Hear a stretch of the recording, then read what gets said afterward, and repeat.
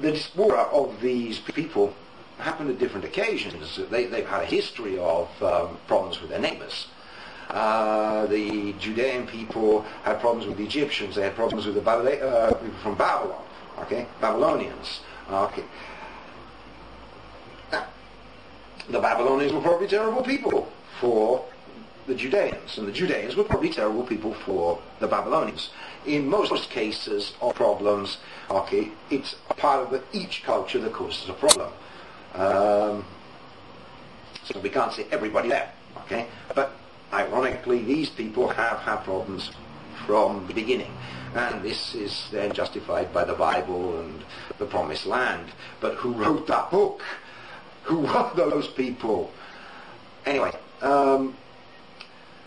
in an earlier diaspora, okay, a settlement on the coast of the Crimea, a very small settlement of Jews, Judeans, Hebrews, whatever you want to call them, from Palestine, originally these.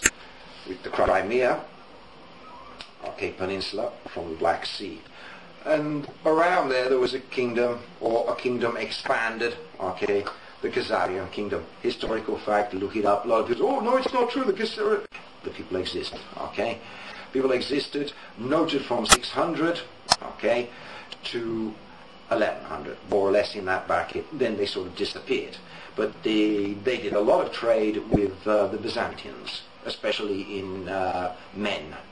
Okay, their main export was manpower. They're a very interesting structure. Okay, the base level, very nomadic people living off the land, but collecting and giving it to a less mobile central controlling group. It was noted by the Byzantinians that there were differences, physical differences in these two people, okay, the appearance. The more nomadic people were darker skinned. This could have been because they were closer to the earth. Okay, they were just dirty. Who knows? Their hair was considered black. Okay, they had brown eyes, darker colored eyes, brown to black. Whereas the ruling class tended to be more red or blonde in hair color, fairer skinned, okay, and green blue-eyed colored. Okay, and that's how this structure basically worked. And the Khazarians became rich, basically capturing local tribespeople around and selling out their armies as mercenaries. They did a lot of trade between Byzantium and Sasania, which was the empire basically where Persia was. The war between the Sasanians and the Byzantinians, okay, basically weakened both sides, but they were being provided troops from the one central core. There's money in war, and that gets very much a problem.